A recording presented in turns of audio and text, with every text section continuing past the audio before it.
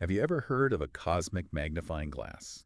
A what? It's a real thing. It's called an Einstein Ring.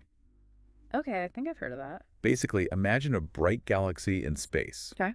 surrounded by, like, a perfect halo of light. A ring of light. Yeah, a ring of light. And get this, the European Space Agency's Euclid Space Telescope, you know the one? Yeah, Euclid? Yeah. It just spotted a new one of these Einstein rings. Oh, wow, that's super exciting. It is, and it gets even cooler. How so? So this ring formed around a galaxy called NGC 6505. It's super far away, like almost 590 million light years. That's incredibly far. Right. But the light that's making the ring, Yeah. that's coming from a galaxy even farther away. Like, get this, 4.42 billion light years away. Wow. That's mind-boggling. I know, right? Yeah. So how does a ring of light even form around a galaxy in the first place? That's a great question. It sounds like science fiction. It does sound a bit like science fiction, but it all comes down to gravity Hmm. and a pretty crazy concept called gravitational lensing. Gravitational lensing. Yeah, so think of it like this. Imagine a bowling ball on a trampoline. Okay, I'm picturing it. The bowling ball creates a dip, right? Okay. It warps the surface of the trampoline. Okay, yeah. Now, picture light traveling across that trampoline. Okay. As that light passes the dip caused by the bowling ball, Yeah. its path gets bent. So in space is a massive object, like a galaxy acting like our bowling ball. Exactly. And the fabric of space-time is the trampoline. You got it. So a massive object, like this galaxy, NGC 6505, warps space-time around it. Okay. And that bending, it bends the path of light coming from a galaxy behind it. So light's getting bent around the galaxy. Right. It's almost as if that galaxy, that NGC 6505, is acting like a giant lens, a giant cosmic lens in space. That's wild. So this bending of light, this gravitational lensing, that creates the ring of light. Yep. It's what we call an Einstein ring. Okay, so if gravity bends light, why don't we see distorted images everywhere we look in space? Well, gravity does bend light everywhere, but the effect is usually too small for us to notice. Oh, I see. To create an Einstein ring, the alignment has to be just right. What do you mean? The distant galaxy, the one whose light is being bent, the foreground galaxy, that's the one acting as the lens, and the observer, that's us here on Earth, we all have to be in a nearly perfect line. Huh.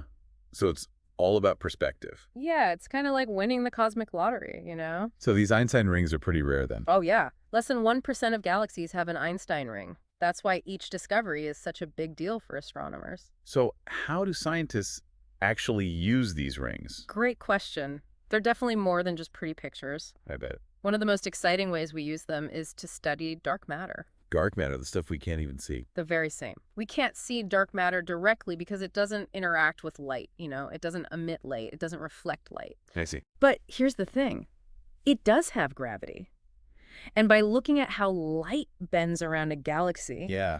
we can actually map out where that invisible dark matter is lurking. Whoa, hold on. So we're mapping something invisible. Pretty cool, right? That's mind-blowing. But wouldn't the visible matter in the galaxy also affect how the light bends? You're absolutely right. The visible matter does play a role. So how do scientists separate those effects? It's a bit like a detective game. Yeah. Scientists can estimate the mass of the visible stuff in a galaxy, the stars and gas and all that. Okay. And then they compare that to the total mass that's causing the lensing effect. So if there's more mass than they can see. Bingo. That's the telltale sign that dark matter is present. So are there other ways scientists use these Einstein rings? Absolutely. We can use them to study incredibly distant galaxies. The ones that are 4 billion light years away, like in our example. Even farther. Galaxies so far away they'd be too faint to see without the help of gravitational lensing. So the lensing effect makes them brighter. Exactly. It acts like a natural telescope, magnifying the light from those distant galaxies. Wow.